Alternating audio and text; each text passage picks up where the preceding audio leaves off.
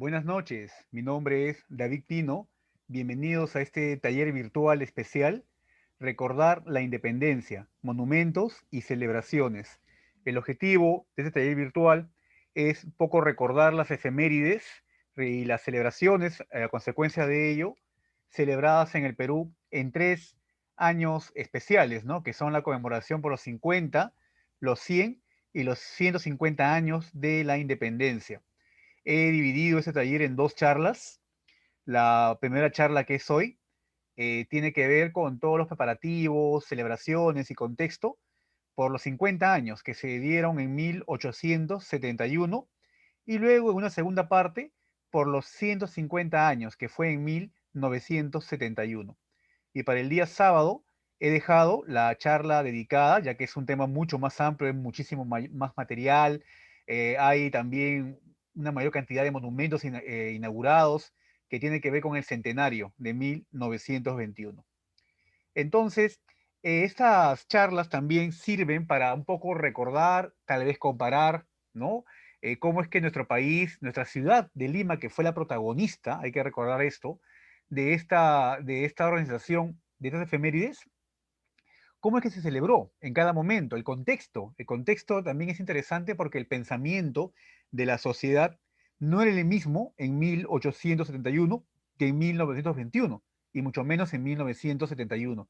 No, otras motivaciones, la política siempre presente, el celebrar estos acontecimientos como una manera de darse réditos a los gobiernos de entonces, tuvieron también mucho peso, ¿no? En cuanto a las decisiones de obras públicas, de inauguraciones y sobre todo de personas elegidas para que estuvieran a cargo de la organización de cada efeméride. Entonces, como ya ustedes saben, pueden escribir en la ventana del chat sus comentarios o preguntas que tengan. Al final las voy a leer.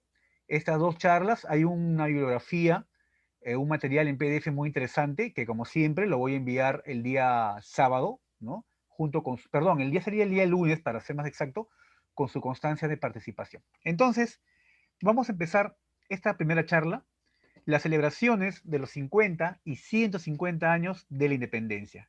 Obviamente, vamos a irnos cronológicamente al año más antiguo, que es 1871. Y primero recordar el contexto, ¿no? ¿Por qué es que se celebra esta fecha? Todo empieza, esta historia, como se dice, empieza en 1821. Esta pintura de Juan Lepiani, que quizá es la más conocida, ¿no? Desde la época de colegio la hemos visto, nos muestra al general San Martín proclamando la independencia en uno de los tabladillos levantados en 4 plazas de Lima. A mí me parece que esta imagen, que muchos creen que es la Plaza de Armas, es la plazuela de la Inquisición, ¿no? Por una serie de edificios que se encuentran ahí al fondo y que Lepian ha sabido graficar en esta pintura conocidísima. Y es que justamente la independencia en 1821, el sábado 28 de julio, se proclamó en 4 plazas, ¿no? La Plaza de Armas, la Plazuela de la Merced, la Plaza Santa Ana y por supuesto también la Plaza de la Inquisición, que fue la última, ¿no?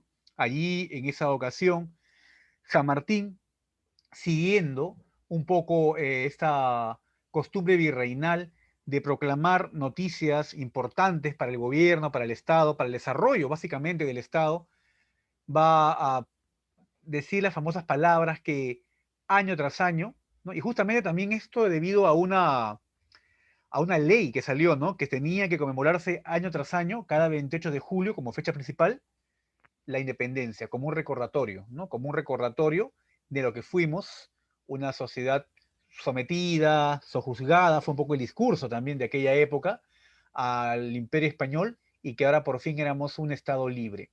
Desde la independencia en 1821, a pesar de la etapa de crisis política que ocurrió en el gobierno peruano entre 1825 casi hasta 1850, pues, ¿no? La época de Ramón Castilla, se han sucedido una cantidad de presidentes impresionantes.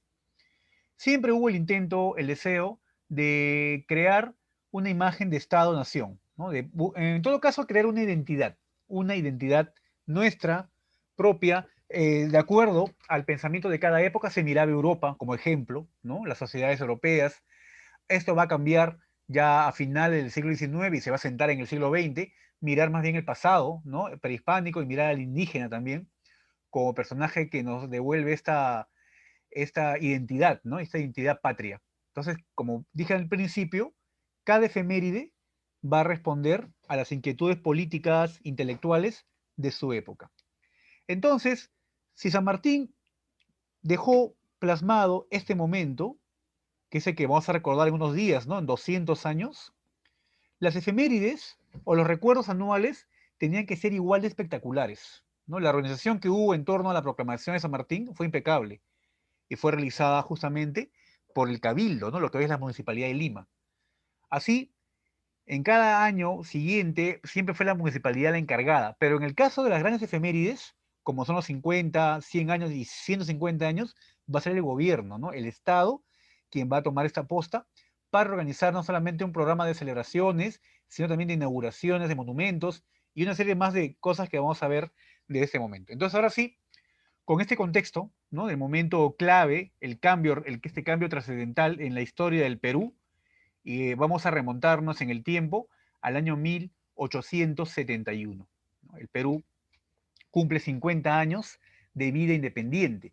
Apenas unos años antes, en 1866, había sido sometida a prueba, ¿no? La fuerza y sobre todo la diligencia de los peruanos en torno a proteger, cuidar esta independencia. Y me refiero básicamente a la guerra naval contra España, ¿no? Que terminó en el combate del 12 de mayo de 1866. Como nunca, el Perú, tras este combate que fue una victoria para los peruanos, probó, ¿no? Probó que estábamos para grandes cosas, como se dice, ¿no? Había un auge económico a raíz del guano, pero era en realidad una prosperidad falaz, ¿no? Porque este auge económico no se veía en realidad en los bolsillos de las personas, se veía en grandes obras, ¿no? En grandes obras que los gobiernos, por supuesto, con mucho orgullo mostraban. Pero, y esto va a ser también motivo para que después haya una gran crisis económica, ¿no? Esto, por supuesto, muy estudiado, y todo eso va a tener también como un punto clave las celebraciones que se van a realizar en 1871. En ese año era presidente del Perú José Balta y Montero, ¿no? José Balta y Montero había nacido en 1814 en Lima. Fue un militar y también entró a la política y fue presidente constitucional en este periodo que estamos mencionando, ¿no? 1868 hasta 1872. En el gobierno de Balta se dieron quizás las más importantes obras eh, en cuanto a ferrocarriles, en cuanto a una serie de obras públicas, a raíz también del contrato Dreyfus, ¿no? Que firmó su gobierno para la explotación del guano, por el cual el dinero entró en grandes cantidades al Perú y se iniciaron pues un ambicioso programa de construcción de obras públicas, ¿no? Entre las que destacan por supuesto los ferrocarriles, siendo los más importantes estos los que permitían conectar la costa con las haciendas de la sierra y sacar los productos y viceversa, ¿no? Sin duda el ferrocarril es el símbolo del progreso, ¿ya? En el siglo XIX. Esto inclusive aparece en revistas de esa época. Por ejemplo, esta portada, aunque es posterior, todavía recoge ese recuerdo, ¿no?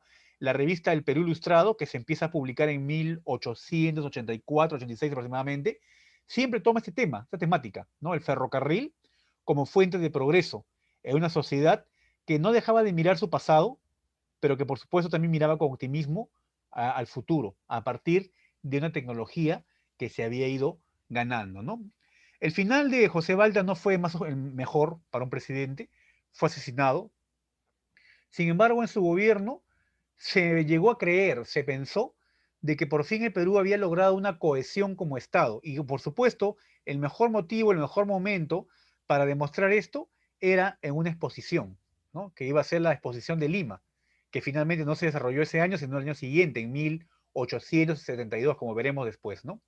Algunos datos interesantes me parece que mencionar respecto a este periodo es que uno de los partidos más importantes, partidos políticos me refiero, más importantes que se cree en el siglo XIX es el Partido Civil, que fue fundado, como dice esta cartela, el 24 de abril de 1871. El año es clave, porque el primer nombre que tuvo el Partido Civil fue Sociedad Independencia Electoral. Entonces, vean ustedes cómo este concepto, esta idea de la independencia y su conmemoración Estaba presente inclusive hasta en la creación de un partido político, que fue el Partido Civil, que fue el partido político más importante del Perú en esta parte final del siglo XIX y aún entrando al siglo XX, ¿no? José Pardo y Barreda, presidente del Perú que finalizó su gobierno en 1919, fue uno de los últimos representantes de este partido, que tuvo como fundador y principal figura a Manuel Pardo.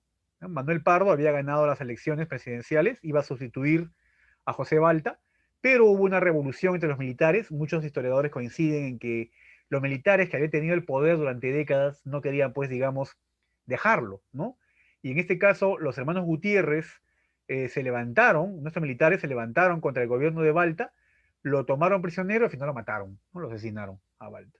Más allá de este final terrible, también acabaron más los Gutiérrez, por cierto, y Manuel Pardo igual después va a ser presidente. Más allá de esto, hay todo un programa de celebraciones que era visto con mucho optimismo por la prensa, que es la que siempre va a ir llevando, marcando la idea, ¿no? El pensamiento de la masa, de las masas, como este editorial, ¿no? Del Diario del Comercio, que dice aquí, quiere la fortuna que al conmemorar todos los años el aniversario de nuestra independencia, solo tengamos hoy palabras de esperanza, fundadas como hoy también en una actualidad que, aunque tranquila, vive el espíritu público agitado por sus más caros intereses. El optimismo era la bandera, ¿no? En este año de 1871, por supuesto, un optimismo disfrazado, puesto que después la historia nos ha mostrado que el gobierno peruano se había empobrecido con el contrato de Dreyfus, de que había una serie también de irregularidades económicas en el gobierno de Balta, el pago de sobornos, ¿no? Uno de los temas, de los periodos más corruptos también, según varios investigadores, respecto a las grandes obras públicas, ¿no? Y el pago de coimas y una serie de gastos que no estaban pues legalmente contemplados, ¿no?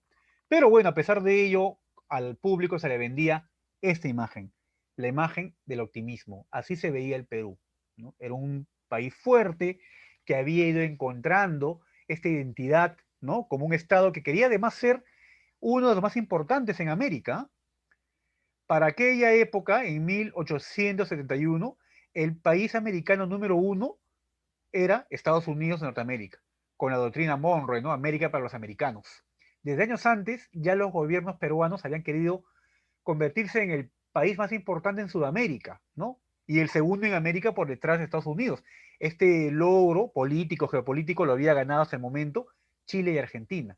Pero el Perú, con una serie de inversiones públicas y por supuesto con la formación de estadistas, como el caso de Manuel Ignacio Prado, el mismo José Balta, entre otros, quería también ocupar esa plaza, ¿no? Y qué mejor momento que demostrarlo que las celebraciones de los 50 años de nuestra independencia. Entonces, hay un programa que ha sido publicado en el Diario del Comercio que nos va dando paso a paso un poco la, cada momento en el cual se desarrolló la celebración, ¿no? La celebración de la independencia. Lo curioso es que aquí, en esta época, no hubo comisiones preparadas 2 años antes, 3 años antes, ¿no? Todo esto fue organizado de un momento a otro, vamos a decirlo así, ya que apenas 2 días antes se publicó el bando, ¿no? El bando de todas las conmemoraciones que se tenían que hacer en torno a la celebración de los 50 años, ¿no? De la independencia. El día 26 de julio se publica en el Diario del Peruano el programa. Y uno de los momentos claves para la sociedad y para que ellos se sientan involucrados en esta celebración, sin duda fue la Nochebuena de la Patria, ¿no? Como ya había ocurrido cada año, en la Plaza de Armas, desde el día 27 de julio, se van apostando una serie de banderas, vendedores alrededor de la plaza, como aparece aquí en la imagen, en la parte inferior.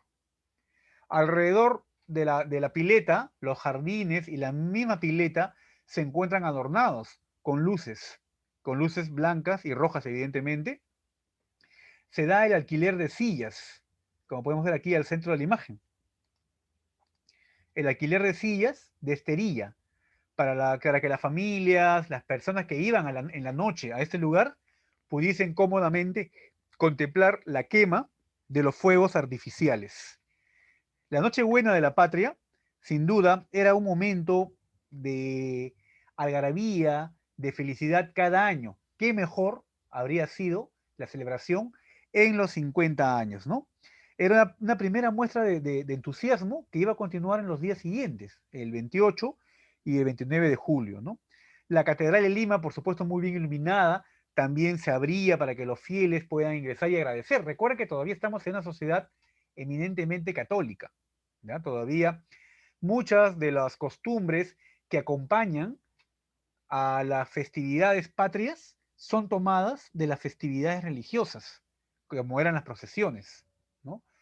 Inclusive hubo hasta cofradías que se organizaron para acompañar los desfiles a propósito de las fiestas patrias.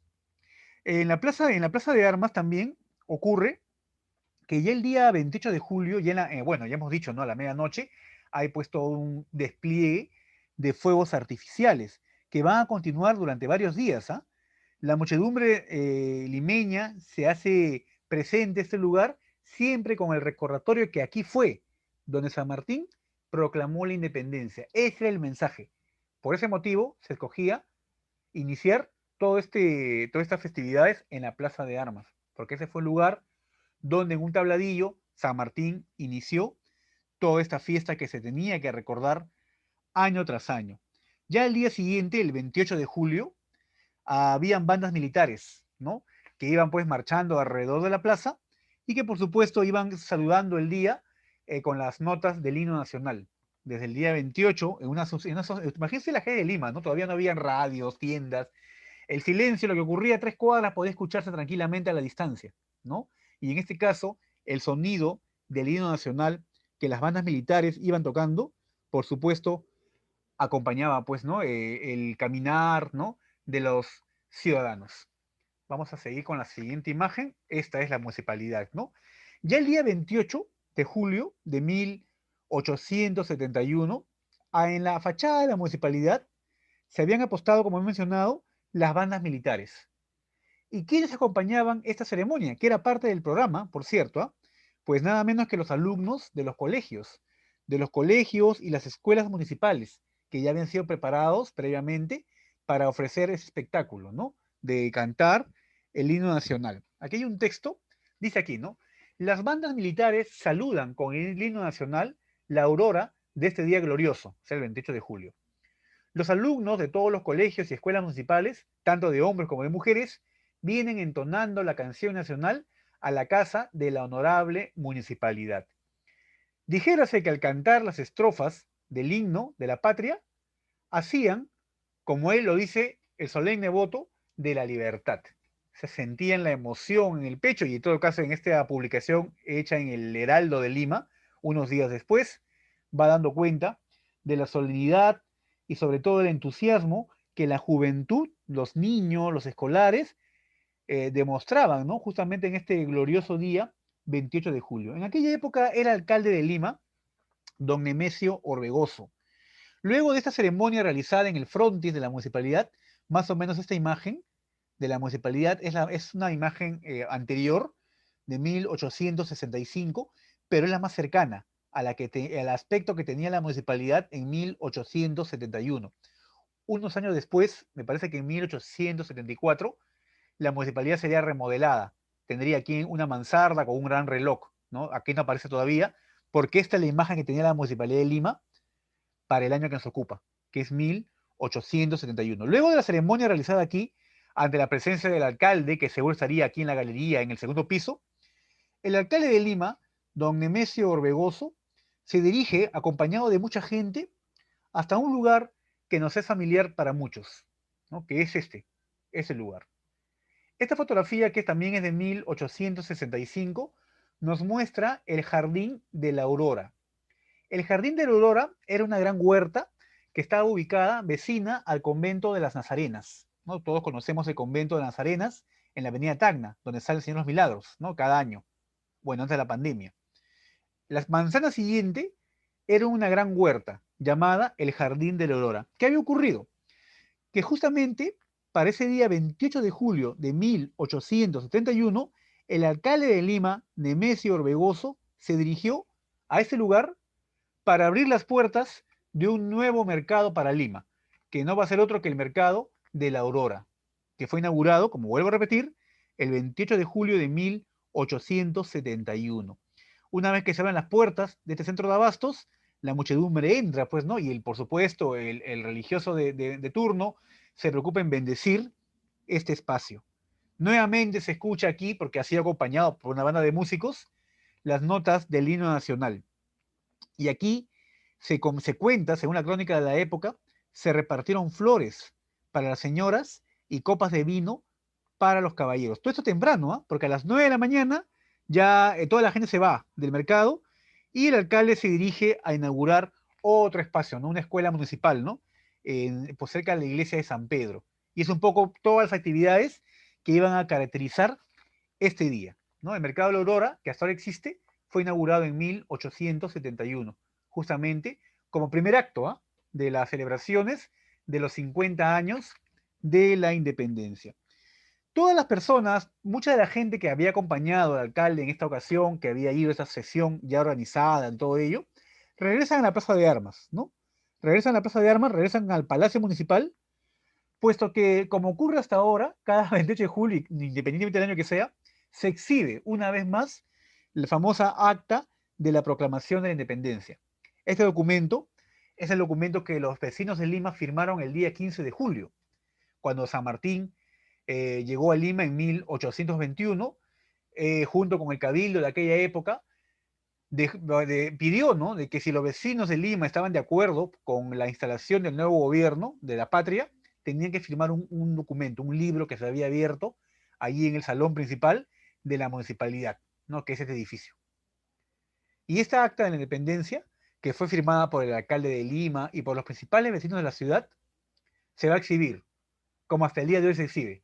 Se exhibió el 28 de julio de 1871.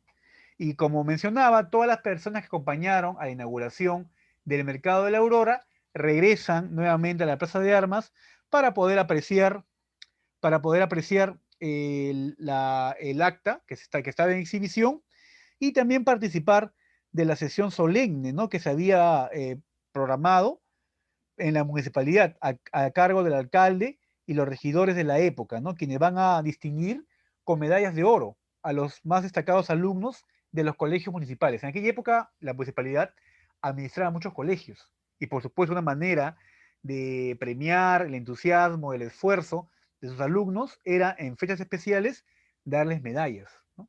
En este caso no va a ser la excepción y el día 28 de julio se van a dar medallas de honor a los alumnos más destacados de los colegios municipales.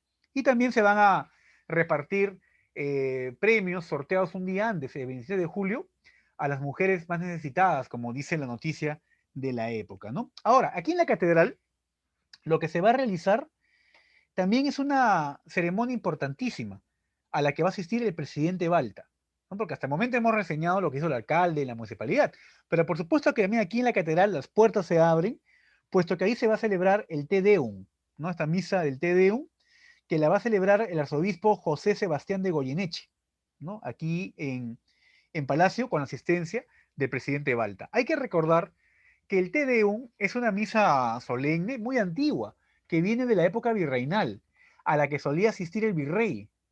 El virrey cada 6 de enero, ¿no? Que era la fecha más importante para la ciudad, que era la fundación de los reyes. Muchos símbolos de la época virreinal van a ser borrados, como el estandarte real, pero otros se van a conservar.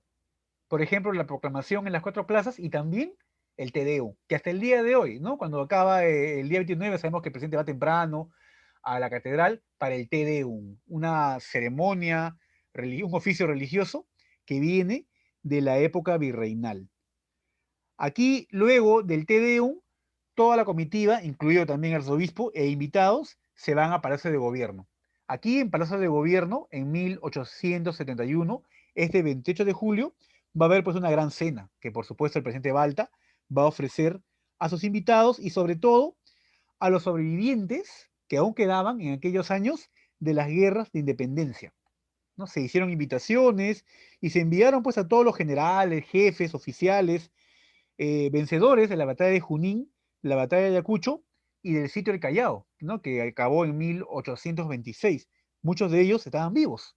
Dice la noticia que para aquella época había un gran mariscal 10 generales de división, 31 coroneles, 12 sargentos, un empleado de Hacienda, 23 capitanes, un teniente y 2 subtenientes. Todavía, bueno, 50 años después, todavía había esta cantidad, ¿no?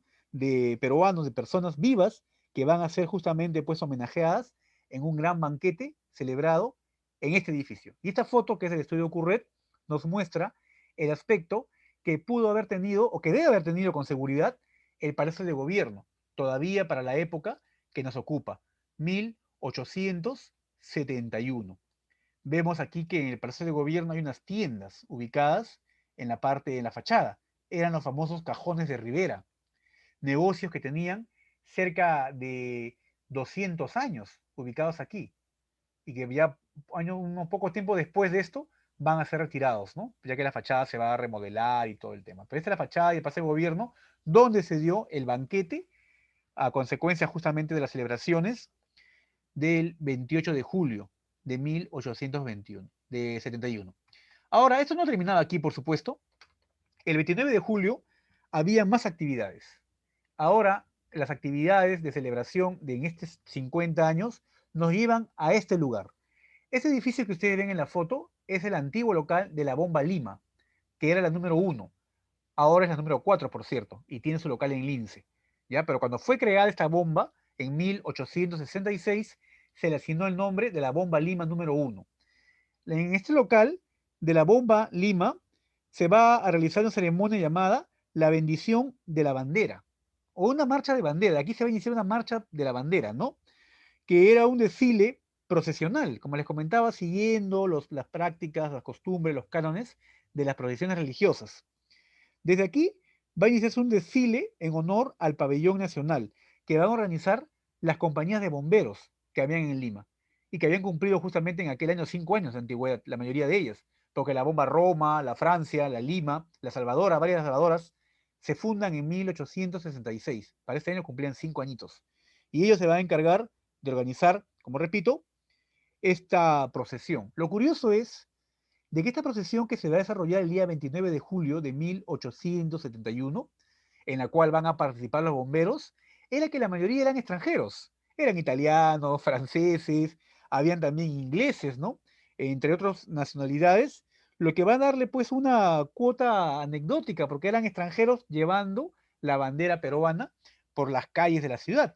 Ese desfile se va a iniciar aquí, en esta esquina, de la Bomba Lima.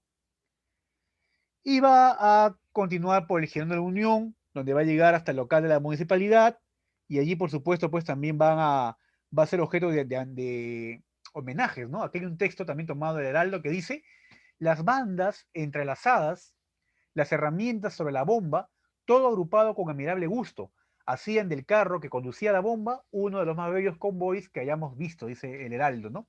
Agrega también este, este, esta crónica, dice: sin el ruido de las armas, sin el brillo de las armaduras, sin los dorados de la milicia, eran los cuerpos de bomberos más simpáticos y más cautivadores, que los son los batallones cubiertos con sus armas. O sea, cumplieron con mucha simpatía, ¿no? El desfile de los bomberos en una fecha que evidentemente es el día de hoy, está reservada, el 29 de julio, para el desfile militar.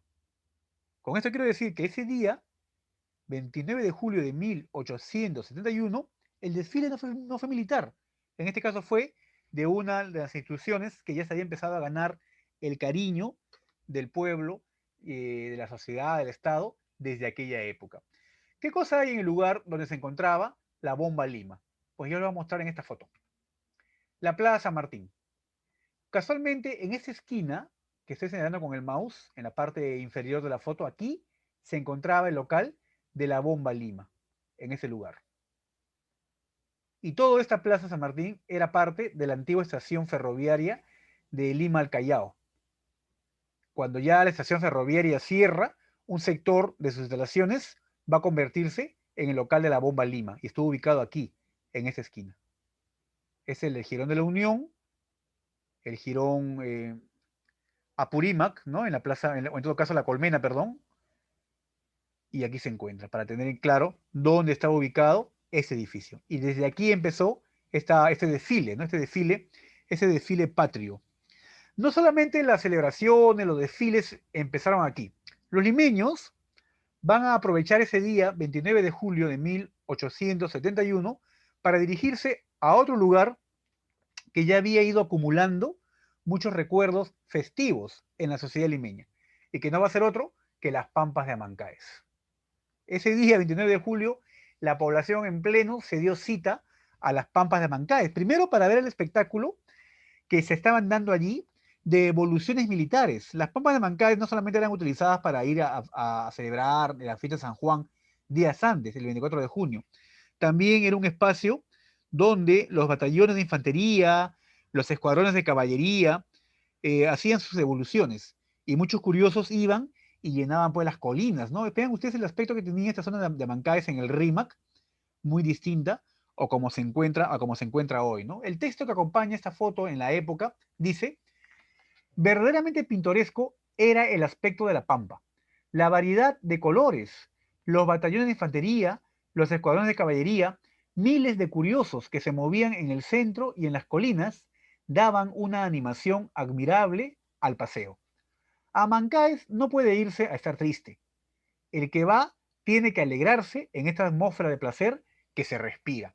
Es un poco la descripción que hace el Heraldo de Lima unos días después de los festejos que se van a desarrollar aquí. Aquí va a ser el ejército quien va a hacer sus evoluciones militares, justamente mostrando precisión, combinaciones, destreza, ¿no? En asaltos, digamos, a otros batallones. Todo esto para la admiración de los espectadores que han tenido que dirigirse del centro de Lima. Esta es una imagen actual de la iglesia San Juan de Amancay. Esta iglesia que ven aquí es la misma que está aquí, al centro. Acá tiene torre, hoy no tiene torre. Y alrededor de esta iglesia, hoy todas son casas, ¿no? Como vemos aquí en esta foto. Son casas. Ya no hay pampa, por cierto, pero la iglesia hasta existe, ¿no? Como les decía, todos los limeños que habían elegido ir a la Pampa Mancaes aquel día habían tenido que iniciar su viaje en este lugar, ¿no? En el puente de piedra, cruzaban por el arco del puente, cruzaban el puente de piedra, que hasta el día de hoy existe, llamado Puente Trujillo erróneamente, para continuar por el Girón Trujillo.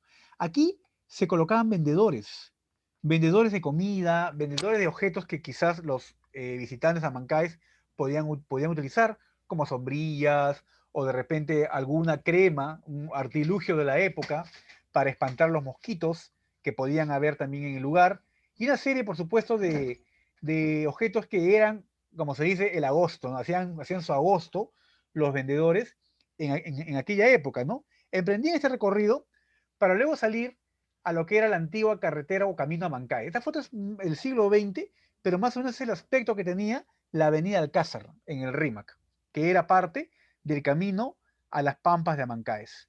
Todo ese lugar estaba abarrotado de gente que también de seguro, como hasta el día de hoy, vendían pues banderitas, seguramente estas escarapelas de tela, que toda la gente en este ánimo patriótico solía utilizar para acompañar este día festivo. Otros espacios de Lima que también fueron espacios protagonistas, ¿no?, de la celebración, uno de ellos es el Teatro Principal. El Teatro Principal, en esta foto ocurre también cercano a los años que nos ocupa. Aquí se habían organizado un programa especial por Fiestas Patrias que empezaba el jueves 27, me parece que lo tengo acá el programa, este es, ¿no? Un programa que empezaba el jueves 27 y terminaba inclusive el domingo 30 de julio de 1871. La velada se repitió casi exactamente cada noche, a diferencia de algunos números especiales que eran con los que finalizaba cada presentación. El día jueves 27, por ejemplo, tenemos como número de fondo la alegoría en un acto, original del poeta Acisclo Villarán y dedicada a Manuel Atanasio Fuentes, que se llamaba La Corona de Laureles. Terminará la alegoría con una hermosa apoteosis que representará a las repúblicas de América. ¿No? Vean ustedes esta obra para teatro, escrita por el poeta Acisclo Villarán. En otra fecha distinta, el mismo viernes 28 de julio, hay un gran concierto y también una comedia, ¿no?, titulada No hay humo sin fuego, ¿no? Actores, pues seguramente pues, de vena cómica, animando a la asistencia al teatro que debió haber pues estado completamente abarrotado, ¿no?, en esa fecha. El sábado 29, también una comedia, un acto al final, El vecino de enfrente. Y el domingo 30, la comedia final, La Mosquita Muerta se llamaba, ¿no? Después todos los programas, la canción nacional, cantada por la compañía lírica, decoración nueva, dice, representando todo el proscenio, el pabellón peruano, o sea, un escenario con un gran pabellón, y en medio de él, esta compañía lírica cantando este tema, la canción nacional. También ahí se habla de un gran concierto en un jardín en el que habrá pilas, luz eléctrica, estatuas, ¿no? Estatuas en mármol, es lo que he encontrado en otro dato, que se habían llevado y se habían colocado. Y cada uno de estos números se repetía en estos 4 días, ¿no? Que el teatro principal había organizado toda esta velada, por supuesto, asociada a la independencia, ¿no? A la independencia. Manuel Atanasio Fuentes, que va a ser uno de los principales homenajeados, ¿no? También va a ser quien va a recibir el encargo del gobierno peruano de organizar la exposición de Lima, que como les comenté hace un instante, fue propuesta, se planeó que sea en 1871, conmemorando los 50 años de independencia. Por temas logísticos, de inversión, no se realizó el año siguiente, pero pudo haber sido el gran momento, digamos, de los 50 años. Esta vista que ustedes tienen ante sí es una imagen del teatro principal, que es el espacio teatral más antiguo de América. Aproximadamente desde 1636 está ubicado en el mismo lugar, hasta el día de hoy, un teatro. Va a ser el teatro, el primer teatro de América, que va a ser un local seguro, firme, que va a recibir a los artistas que anteriormente se reunían en carpas, ¿no? En carpas teatro que habían antiguamente, en carpas teatro que habían antiguamente.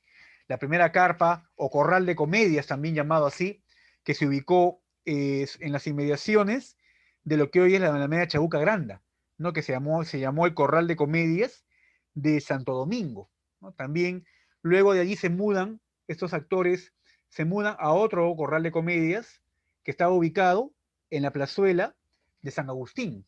Aún eran todavía errantes, estaban en lugares públicos, querían un local firme para ellos. Por tanto, se van a mudar a este ya local cedido y hasta el día de hoy aquí existe un teatro, ¿no? En la época de San Martín, casualmente, en 1821, va a ser en el teatro principal, en este mismo lugar, donde Rosa Merino va a entonar por primera vez las notas del himno nacional, en este lugar. Eh, Mucho tiempo después se va a abrir un espacio frente al teatro, ¿no? Los religiosos agustinos habían cedido parte de su convento para abrir la famosa plazuela del teatro. Ese también es el aspecto que pudo haber tenido el teatro principal, casualmente, en la fecha en que se dieron todas estas celebraciones, en 1871. La plazuela del teatro, el Hotel del Universo ubicado frente, o estos portales existen, pero son de concreto. Y ahora aquí la mayoría de negocios son pues ópticas, según ustedes conocen, ¿no? La cuadra 2 de Jerónimo Cabelica. ¿Y qué fue el teatro? Se incendió más de una vez, luego fue objeto de una remodelación y hoy lo que se encuentra en su lugar es el Teatro Segura, ¿no? Este fue ahí, inclusive la de hoy, ¿no? Teatro principal. Este fue el lugar donde se dieron todo este programa que hemos reseñado hace un instante, el día entre el 27 al 30 de julio de 1871. Las celebraciones, todos estos momentos, no solamente se van a circunscribir a, a este tipo de actividades recreativas, también van a dejarse evidencia, en este caso, en una moneda de un sol, ¿no? Esta moneda de un sol de 9 décimos de plata, eh, acuñada en 1871, casualmente por los 50 años, ¿no? El sesquicentenario, dice, ¿no? Firme y feliz por la unión, libertad.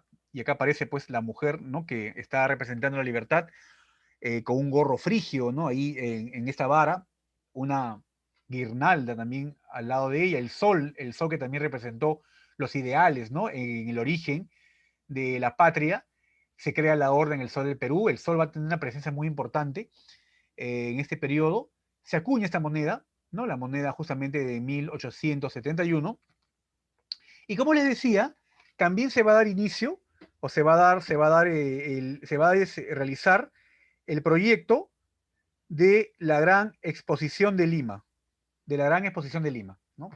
Que estaba planificado que sea para 1871. El gobierno peruano, el presidente Balta, le encarga a Manuel Atanasio Fuentes, que sea él quien se haga cargo de organizar esta exposición.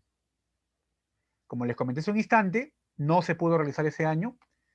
Se realizó en 1872 en terrenos que habían quedado cerca a la demolida muralla, ¿no? Otra de las obras también que tener en cuenta importantes en torno a estos 50 años de independencia, no solo van a ser las actividades realizadas en el contexto, en la fecha puntual, sino también años antes. La ciudad de Lima tenía que crecer. Como parte de este proyecto de tener una ciudad moderna, se van a derribar las murallas en 1869.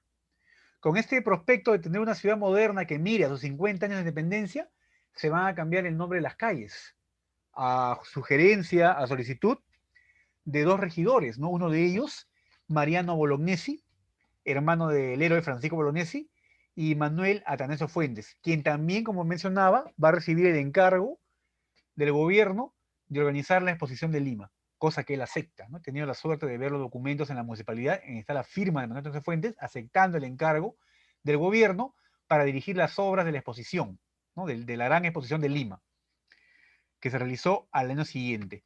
Y por supuesto, entre las grandes portadas que se construyeron, la imagen de la patria estuvo presente. Fueron tres portadas, ¿ya? Las que se construyeron en este parque, ¿no? Aquí aparece una, aquí aparece medio borroso, una portada. La que hemos visto estuvo acá fuera de la fotografía y hubo otra hacia la avenida Wilson. Como ustedes sabrán, en esta foto antigua, esta vía que aparece aquí al extremo izquierdo sería el Paseo de la República. Acá vemos el Museo de Arte, el Mali, por lo cual es el Paseo Colón. Por tanto, al extremo derecho encontramos la avenida Wilson. De las tres portadas que se construyeron, tuvieron símbolos y elementos que recordaban la patria, escudos patrios. Y en la portada principal, como ustedes pueden ver en este grabado, se colocó la libertad, ¿no? La libertad que ya habíamos visto en la moneda acuñada. Este es un grabado y es una foto, ¿no? En la cual también aparece la libertad en esta portada que no existe. Estuvo al costado del Hotel Sheraton, ¿no? Donde hoy es el Parque Neptuno. También se llamó por puerta o portada de Neptuno, porque por esta puerta uno ingresaba a una callecita que terminaba exactamente en la fuente de Neptuno, que hasta el día de hoy está y le da nombre al parque, el Parque Neptuno, ¿no? Pero en la parte alta ven ustedes la figura de la patria. También cabe indicar que para esta celebración de los 50 años, entre los espectáculos que hubo, además de conciertos en muchos jardines públicos, de las bandas militares, los desfiles de los bomberos y todo lo que hemos mencionado y reseñado, también hubo una exhibición de globos aerostáticos que estaban de moda por aquella época, ¿no? Hay un informe de un globo aerostático ascendiendo desde el Parque de la Exposición, ¿no? Qué impresionante debe haberse visto, a pesar de ser una Lima todavía un poco vacía, ¿no? Un poco plana, sin edificios, el ascenso de globos aerostáticos. Seguramente, ¿por qué no imaginar ello? Muchos de ellos con los colores patrios, el rojo y blanco, ¿no? Elevándose a los cielos de Lima como parte de esta conmemoración realizada en este año, ¿no? No solamente en Lima se van a realizar actividades, hay que indicar también de que si bien es cierto, las celebraciones de la independencia, no solo en los 50 años, sino también en las fechas que nos va a tocar ver, van a centrarse en Lima, muchas ciudades del país también se van a sumar, ¿no? Con actividades que realmente para este año de 1871 estuvieron aisladas de todo el programa central que el gobierno había diseñado para Lima. Es que Lima era el Perú, como muchos dicen hasta el día de hoy amargamente, ¿no? No se miraba. Entonces cada ciudad, los alcaldes provinciales, a su manera, pues organizaban también celebraciones, vamos, también se sentían parte, ¿no? Parte de este país que también sus hijos habían ayudado a forjar, ¿no? Como soldados, seguro como militares, en las guerras de independencia. Y cada ciudad, a su manera, organizó su celebración. Los 50 años se van a caracterizar por la construcción de arcos triunfales, ¿no? Por ejemplo, en esta procesión cívica que les comenté hace un instante, que organizaron los bomberos por el Jirón de la Unión, se levantaron varios arcos del triunfo a lo largo de todo el Jirón de la Unión. Varios de ellos con estructuras efímeras, como la que vemos aquí en el Callao, otras con escaleras de bomberos, las llamadas escalas, ¿no? por las cuales pasaba por debajo la bandera, el pabellón peruano, ¿no? En esta procesión cívica, que es lo que caracterizó, recuerden ustedes, esta celebración de 1871, el 29 de julio, ¿no? Los bomberos y el pueblo celebrando en las Pampas de Mancaes. Este arco triunfal nos recuerda, seguro, la cantidad de arcos que se elevaron también en Lima, ¿no? En la ciudad de Lima. Este arco triunfal estuvo ubicado en la calle Constitución. Hacia la derecha de la foto, no parece aquí, estaría la iglesia matriz, ¿no? En la plaza matriz y la iglesia matriz en Callao, ¿no? Y ese es un ejemplo de los muchos arcos y también homenajes efímeros, muchos de ellos que se levantaron para conmemorar la independencia. La Plaza de Armas es curioso porque recuerda, la Plaza Mayor recuerda el poder y el dominio hispano. Los edificios que existían allí, el Palacio de los Virreyes, la Catedral y el Cabildo, eran instituciones hispanas, pero que van a cambiar de color. Van a dejar el rojo y amarillo de España para tomar el rojo y blanco de la patria. Y a pesar de la nueva época que vivíamos, de la nueva era y del Estado y la búsqueda, ¿no?, de una entidad como Estado y nación, va a ser siempre hasta el día de hoy el lugar elegido para conmemorar la libertad, en base, casualmente, al recuerdo de que fue aquí donde San Martín proclamó la independencia. Así fueron entonces las celebraciones de las fiestas patrias en 1871, los 50 años, ¿no? Momentos tristes, momentos de excepción vendrían después. Toda esta búsqueda de identidad patria se va a detener abruptamente en la guerra con Chile, ¿no? En 1879. Y por supuesto, muchas de las obras públicas emprendidas y desde estos años, a consecuencia justamente de estas celebraciones, se van a quedar truncas, ¿no? De eso veremos cuando demos la charla Lima y el Bicentenario, el 29 de julio, ¿no? Un poco también la cronología de la historia de Lima. Muy bien, vamos a saltar ahora en el tiempo 100 años.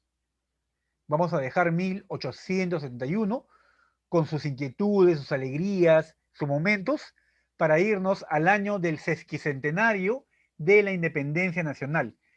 Este es 1971, se cumplían 150 años de la independencia. Y este año, este nombre que se le da al año no es casual.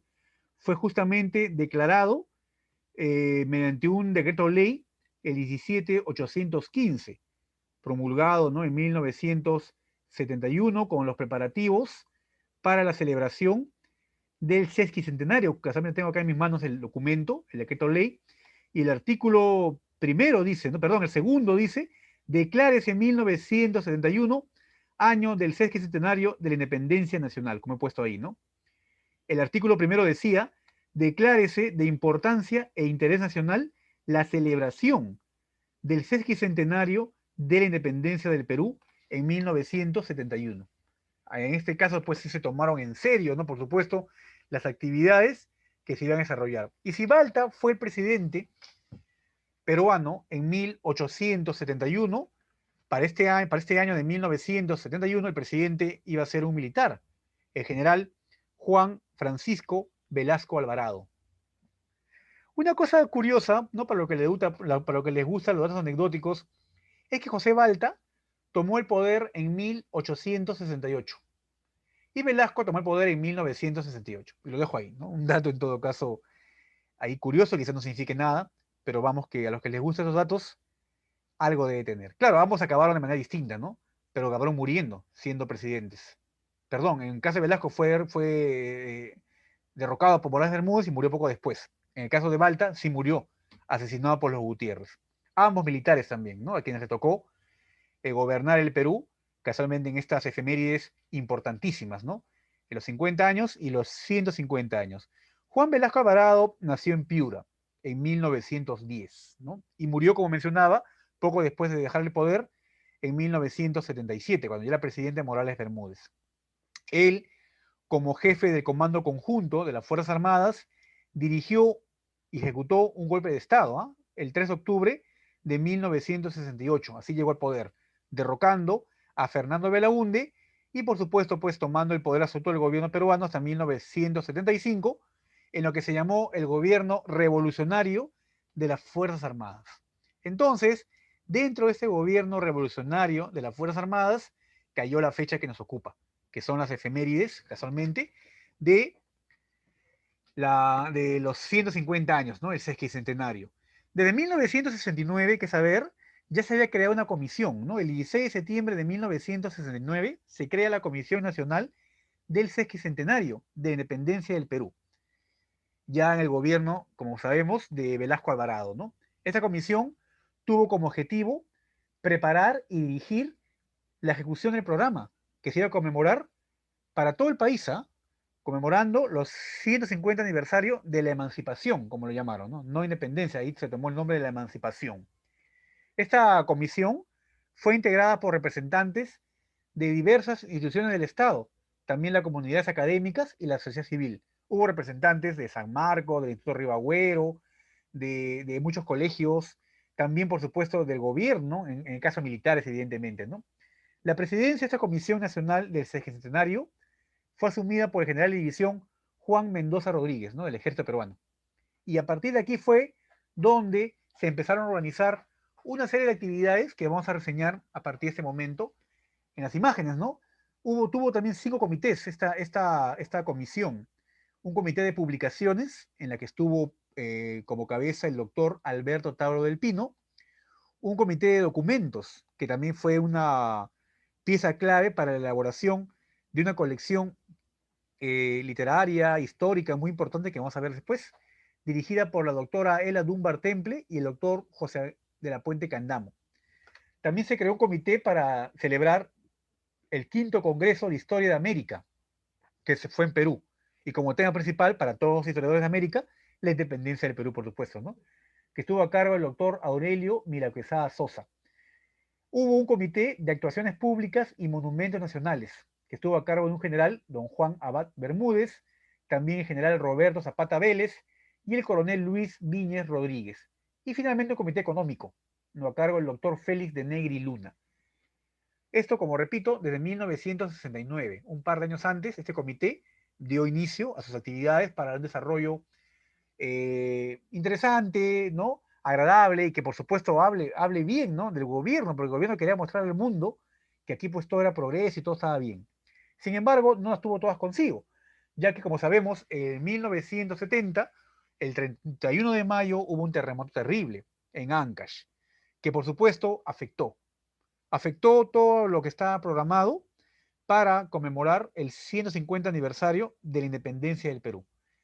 Algo con lo que ocurre hoy día, ¿no? Hoy día también muchos dicen que no se hace gran cosa porque estamos con la pandemia, ¿no? El COVID y muchas de las actividades que se han planificado a lo grande por 200 años que cumplimos no se han realizado, ¿no? Bueno, acá también ocurrió parecido, ¿no? En todo caso, a raíz del terremoto de 1970, se pospuso muchas actividades, otras se canceló. En el marco de este contexto de este terremoto, la Comisión Nacional de Sesquicentenario propuso al gobierno realizar las actividades programadas de manera austera, o sea, ya sin mucho gasto, pero ¿cómo va a gastar tanto dinero si hay necesidad? Hay mucha gente muerta, decían, ¿no? Y sobre todo priorizando lo conmemorativo sobre lo festivo. O sea, ya la grande fiesta, banquetes, todo eso quedó, digamos, de lado. Tal vez haya habido, pero no, digamos, fuera tan público o tan suntuoso o fastuoso como se había pensado. Entonces, teniendo esto claro, ¿no? El contexto en que se da el tipo de gobierno que teníamos, un gobierno que buscaba la reivindicación, por cierto, del indígena, ¿no? Que va a ser parte del programa de gobierno, ¿no? A raíz de ensalzar la figura de Tupac Amaru II, José Abreu Condorcanqui.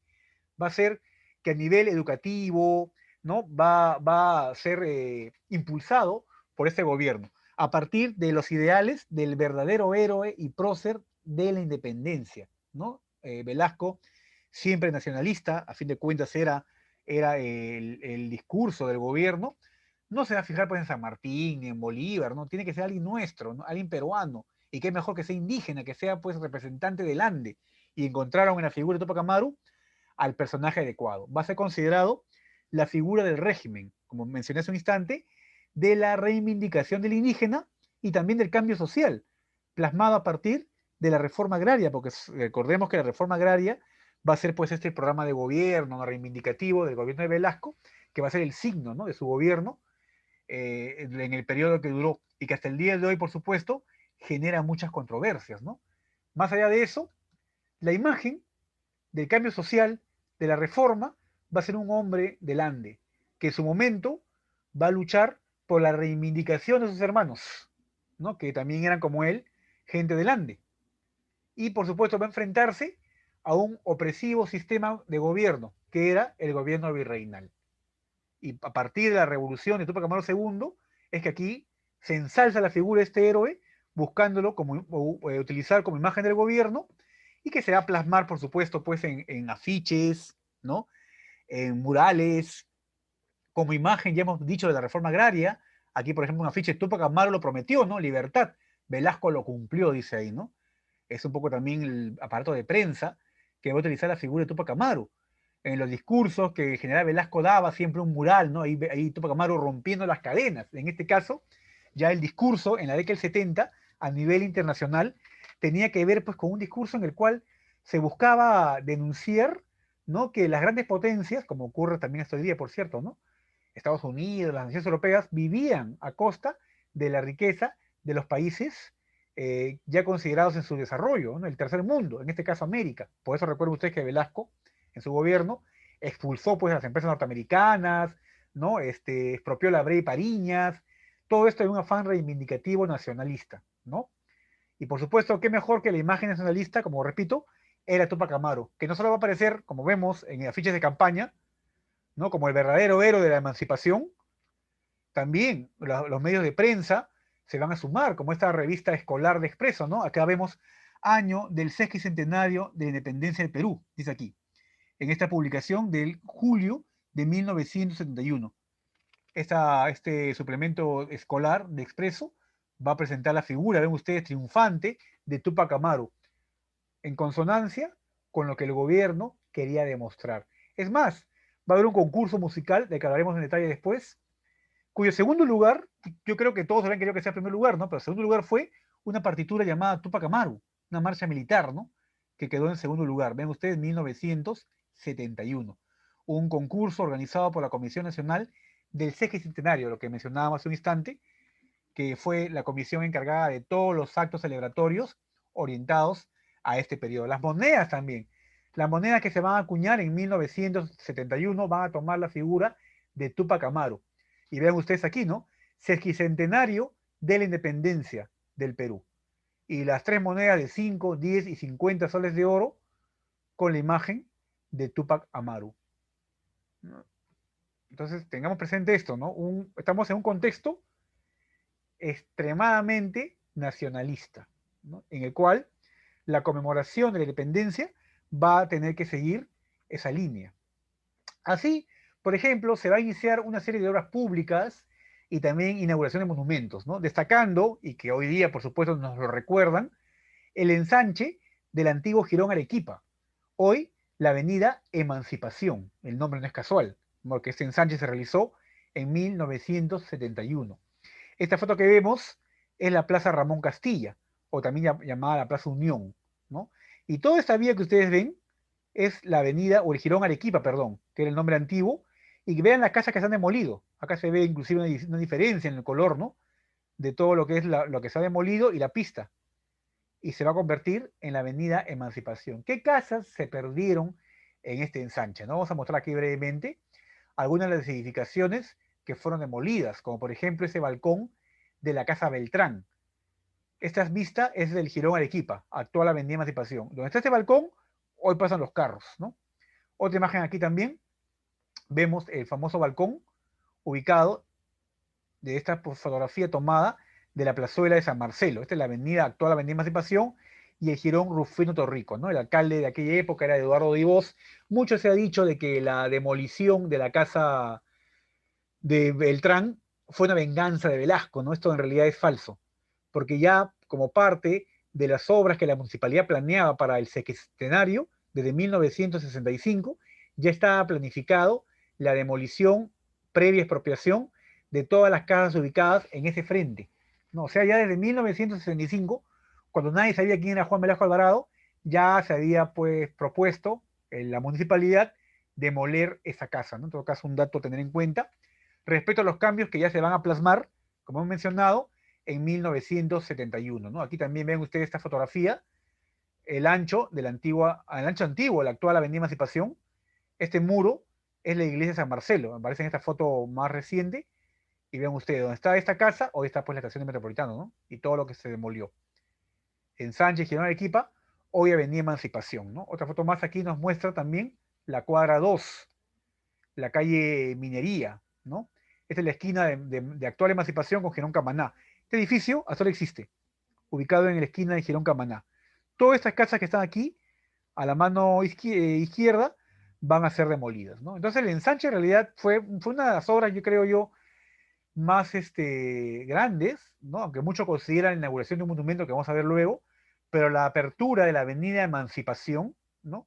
Fue sin duda una de las obras más importantes que tuvieron pues como contexto el sesquicentenario de la independencia. Aquí vemos ya el ensanche, ven ustedes acá la construcción del Banco Vice, que hoy es Metro, ubicado en Girón Cusco, con Carabaya, y acá toda la zona que se demolió, ¿no? Otro de los monumentos, vamos a decir así, en este caso erigido por extranjeros, va a ser este obsequio realizado por la colonia china, el famoso arco chino de la calle Capón. Va a ser un obsequio de la colonia china inaugurado en 1971, casualmente en contexto con las festividades del sesquicentenario. Aquí en este monumento, en este arco, hay una placa, esta placa que aparece aquí, y esta placa pues dice portada china y dice obsequio, ¿no? De la colonia china por los lazos de amistad y agradecimiento que tienen con la nación peruana, conmemorando los 150 años de su emancipación, dice allí, ¿no? La placa que hasta hoy vemos aquí. Entonces, si queremos saber qué regalos hicieron, ¿no? Los extranjeros, tenemos aquí un arco chino obsequiado por ellos en 1971. Ahora, otra de las obras, como mencionaba, que fueron símbolo del gobierno, ya que la otra me parece que fue más una obra municipal, ¿no? La Avenida Emancipación, pero en el contexto del sesquicentenario, tenemos lo que se realizó en este lugar. Esta foto que ustedes ven es un antiguo bosque que hoy no existe, llamado el Bosque o el Parque Matamula. Esta foto es de 1965.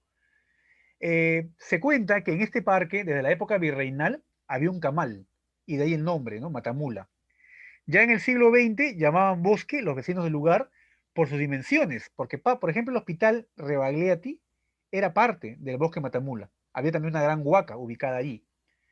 Había una gran cantidad de árboles que había en ese lugar, varias hectáreas en realidad, y era pues lo que hoy se ubica en la avenida Salaberry, ¿no? La avenida Salaberry, cerca de la avenida, sí, pues cerca a lo que es la avenida Rebagliati, lo que es el Jirón Nazca, bueno, toda esta zona, ¿no? De Salaberry, que es Jesús María actualmente, era este gran parque, ¿no? El Parque Matamula. Un poco en su historia, ya en 1949, en este parque, el general Odría, como presidente del Perú, entregó este terreno, que era público, ¿ah? Era un terreno público, administrado seguro por la municipalidad, lo entregó al ejército peruano para que sea sede de su club.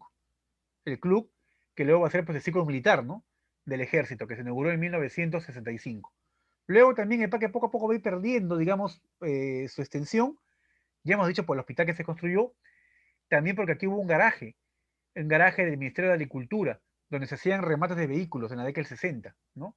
Luego acá siempre se va a ubicar una feria cada año, una feria anual, y van a ver también losas deportivas, donde se practicaba fulbito y otros deportes, ¿no? Que igual a las losas que hasta ahora hay, estaban aquí en este parque.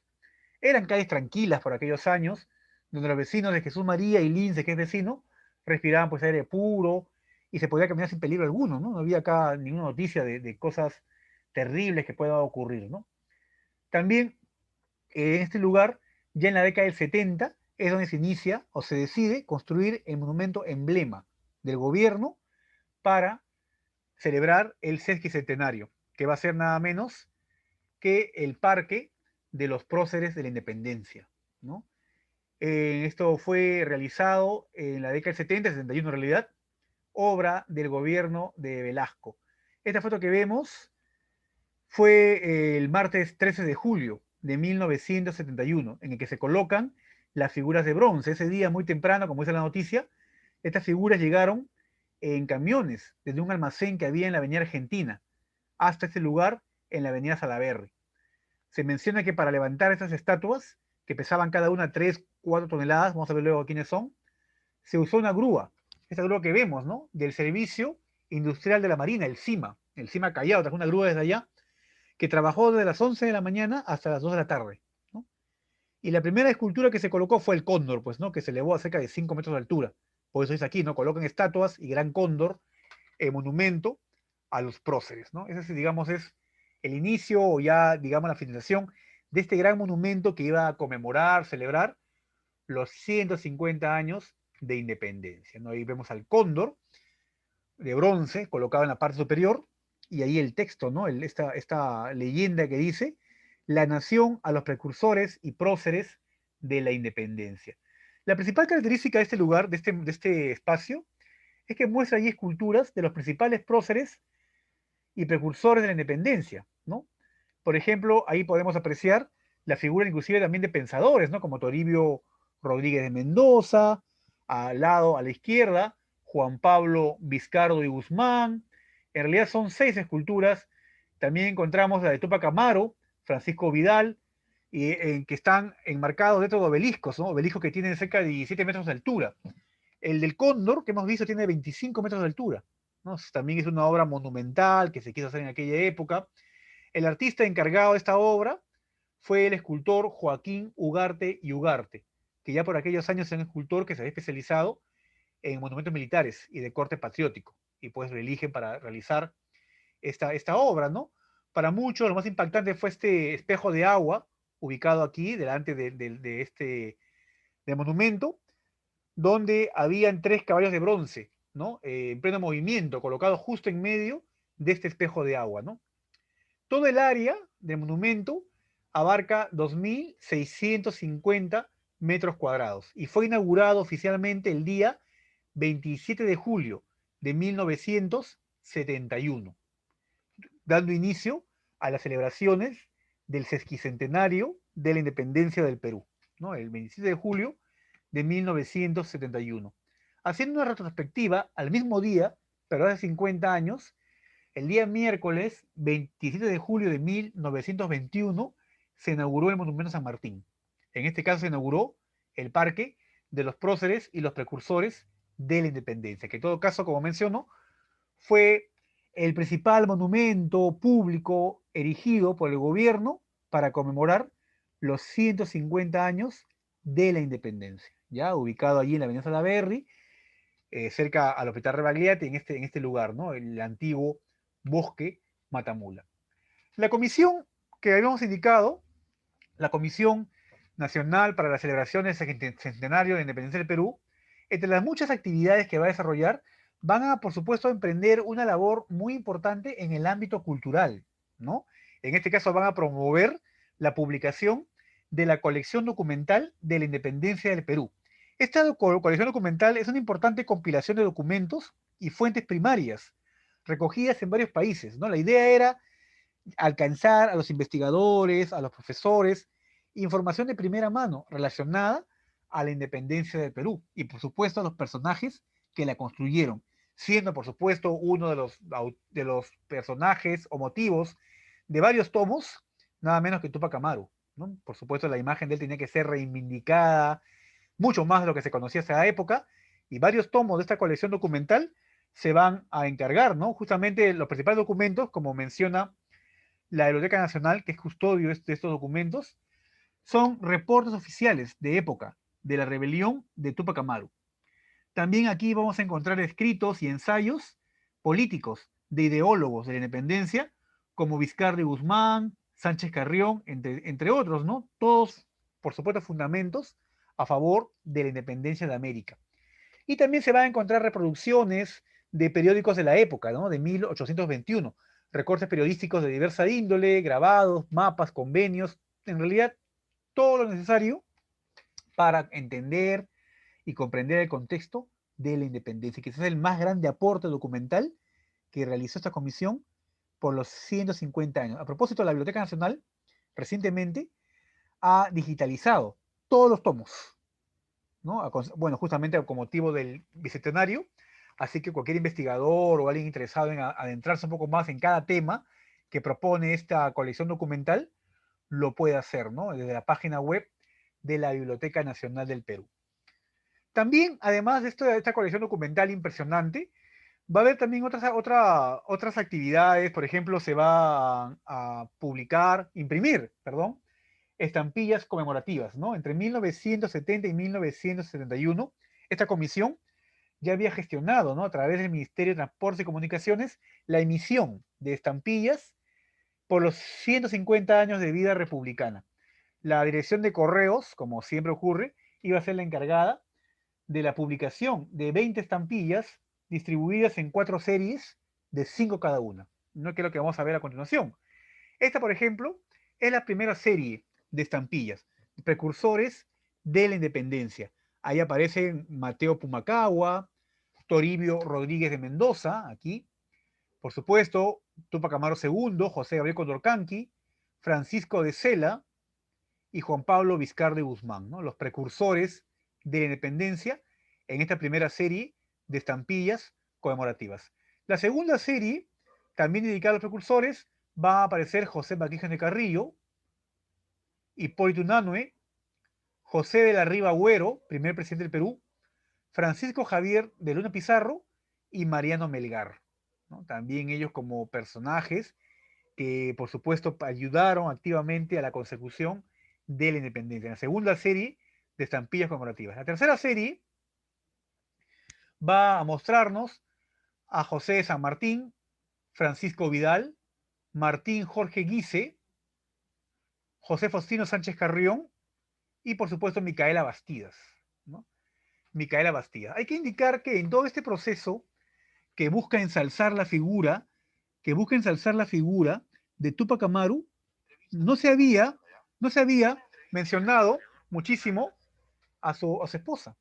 Había quedado de lado. La figura solamente era de él. Es algo que se va a ir corrigiendo, que se va a corregir poco a poco, ¿no? Poco a poco con el paso del tiempo. Y en todo caso, la publicación de esta estampilla va a ser uno de los primeros pasos que se va a dar para este fin, ¿no? Para este fin.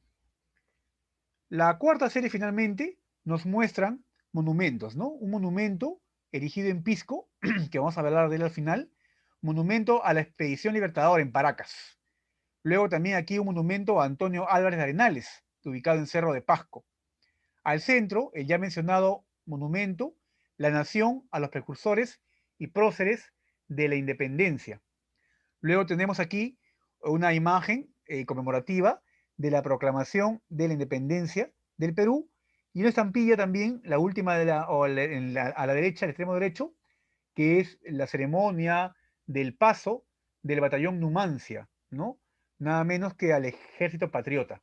Un batallón Numancia, un batallón realista, compuesto, por supuesto, en su momento por peruanos que se va a pasar a la causa de la independencia, ¿no? Son las 4 series, 20 estampillas que se publicaron, que se imprimieron o se emitieron, mejor dicho, para conmemorar el sesquicentenario de la independencia del Perú. Les había comentado que también va a haber un concurso de marchas militares, que fue unas actividades también que tuvo mucha acogida ya por aquel año. Aquí hubo muchos compositores que se presentaron.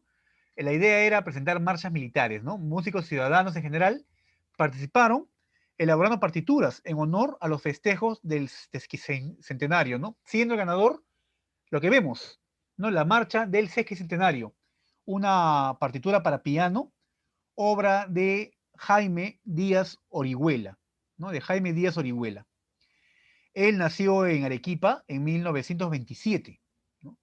Fue la marcha ganadora de este concurso y el sonido, ustedes van a escuchar a continuación, hay un audio de esta marcha en una ejecución que hace el mismo autor a piano, es la que se escucha siempre en la parada militar, ¿no? Ustedes van a reconocer un poco la tonada, ¿no? Como les comentaba, Jaime Díaz Orihuela nace en Arequipa en 1926, estudió piano con su padre, Aurelio Díaz Espinosa, y también armonía con Koselleff, maestro Koselleff en Arequipa, ¿no?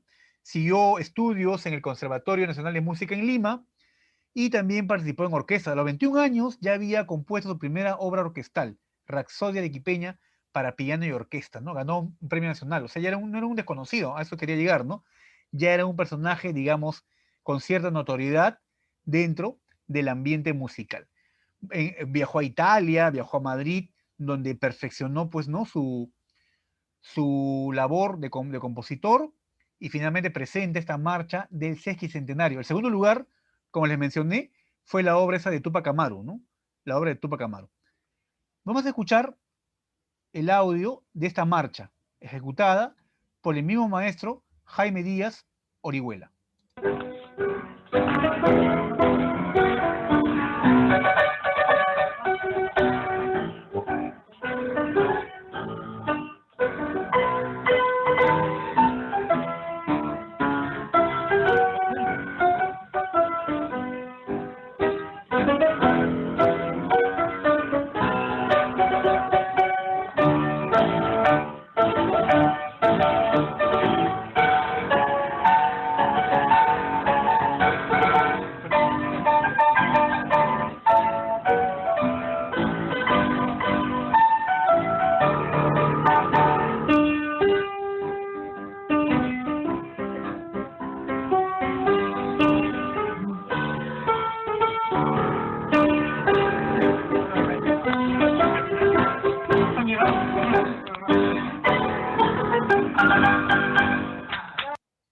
Bien, esa fue la marcha del sextenario interpretada por el maestro Jaime Díaz Orihuela en piano. Usted ya lo habrá reconocido, ahora las bandas militares, ¿no? Las suelen ejecutar al paso, ¿no? De los batallones que participan en los desfiles de la gran parada militar. Este fue, digamos, la música, el himno de los 150 años de la independencia, o en todo caso la emancipación, como lo llamaron en aquella época, ¿no? Ese monumento que les comentaba también es un monumento espectacular. Fue parte de toda esta serie de obras públicas realizadas para la conmemoración del sesquicentenario. La Comisión Nacional del Sesquicentenario, que hemos mencionado al inicio, decidió erigir un monumento a la expedición libertadora en las costas de Paracas, que es esta, ¿no? Dice ahí la nación al general San Martín. Es obra del artista Teresa Llanela. Y ahí hay un texto que aparece en esta columna de color rojo, que dice, en esta bahía de Paracas, el 8 de septiembre de 1820, desembarcó la expedición libertadora, al mando del general don José de San Martín, libertador de Argentina, Chile y el Perú. Y este monumento se convierte en el otro monumento importante, ¿no? Además del monumento de los próceres, edificado para conmemorar el sesquicentenario. No van a ser los únicos, por supuesto, ¿eh? En Tacna, en Piura, en Arequipa, por ejemplo, se van también a develar monumentos eh, que tienen como contexto esta celebración. Muy bien, esta ha sido la charla en la que hemos recordado estas efemérides de los 50 y los 150 años de la independencia. Si tienen algún comentario o pregunta que hacer, pueden utilizar la ventana del chat. Recordarles que el día sábado tenemos la siguiente charla, los monumentos del centenario de la independencia, que es casi una charla completa respecto a las celebraciones del año 1921. Las diapositivas de esta charla las voy a enviar el día lunes probablemente. Lo mismo el video, lo subo ni bien termino para que puedan volver a verlo posteriormente. Y conmigo va a ser hasta el día sábado. Muchísimas gracias.